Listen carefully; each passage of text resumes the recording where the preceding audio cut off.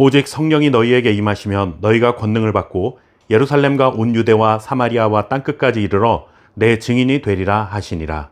아멘.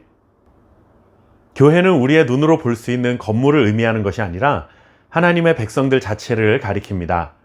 하나님을 아버지라 부르고 예수님을 주님이라 부르는 자들이 곧 교회이며 그들이 모여있는 공동체가 바로 교회입니다. 이런 의미로 본다면 지난 3개월간 하루 말씀 TV를 통해 묵상했던 민수기는 구약의 교회를 세워가시는 하나님의 역사라고 할 수 있고, 오늘부터 살펴볼 사도행전은 신약의 교회를 세워가시는 하나님의 역사라고 말할 수 있습니다. 그런데 민수기는 아브라함의 혈통적 후손인 이스라엘 백성들에게만 이런 하나님의 백성이라는 호칭이 붙여졌다면, 이제 사도행전은 혈통적으로 아브라함의 후손이 아니어도, 즉 유대인들의 입장에서 봤을 때는 이방인이라 할 수 있는 다른 여러 나라와 민족들에게 본격적으로 복음이 전파되고 하나님의 백성이라는 호칭이 사용되기 시작하는 놀라운 변화와 진보를 발견할 수 있습니다. 본질적으로는 같은 것이지만 더 확장되고 더 큰 의미의 교회의 역사가 이렇게 생겨나는데 가장 결정적인 역할을 한 것은 바로 성령님입니다.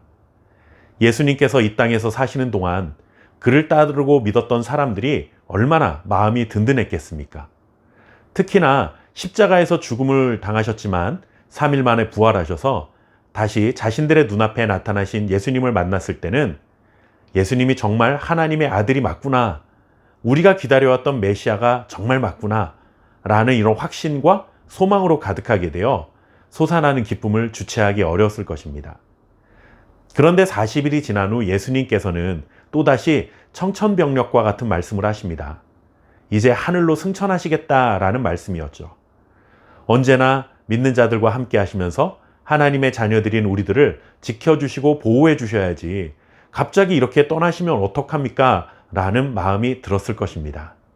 또한 이 무서운 세상에 또다시 버려지는 느낌을 받았을 수도 있습니다. 그런데 놀랍게도 예수님이 승천하신 이후에 교회의 역사는 가히 폭발적으로 일어나게 됩니다. 예수님이 하셨던 복음 전파 사역이 사도들을 통해서 이스라엘 외의 지역으로 활발히 전파되기 시작했고, 예수님이 행하셨던 병을 고치고 귀신을 쫓아내시고 죽은 사람을 살리는 기적 같은 일들이 사도들을 통해 이곳저곳에서 일어나게 되는 새로운 역사가 시작된 것입니다. 이것을 가능케 하신 것이 바로 성령님입니다. 그래서 사도행전을 성령행전이라는 이름으로 부르기도 하는 것이죠.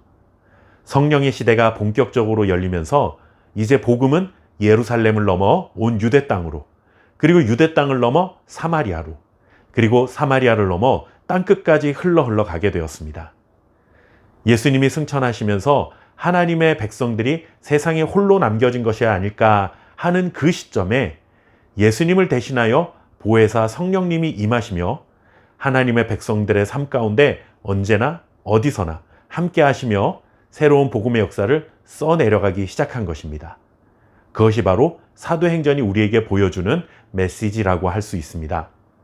그리고 여기서 우리가 또 한 가지 주목해야 할 것은 구약의 하나님의 백성들이 이루어지기까지 광야라는 40년의 고된 시간을 보내야 했던 것처럼 사도행전은 교회와 성도들에 대한 박해와 핍박으로 가득했던 고난의 시간에 성령의 역사가 일어나고 있었다는 것을 보여줍니다.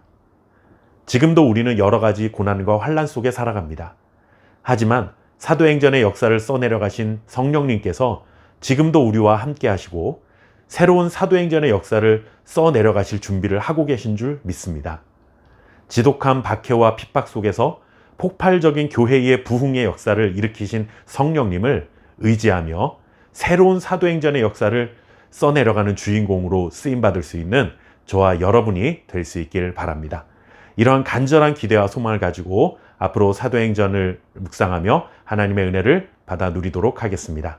감사합니다.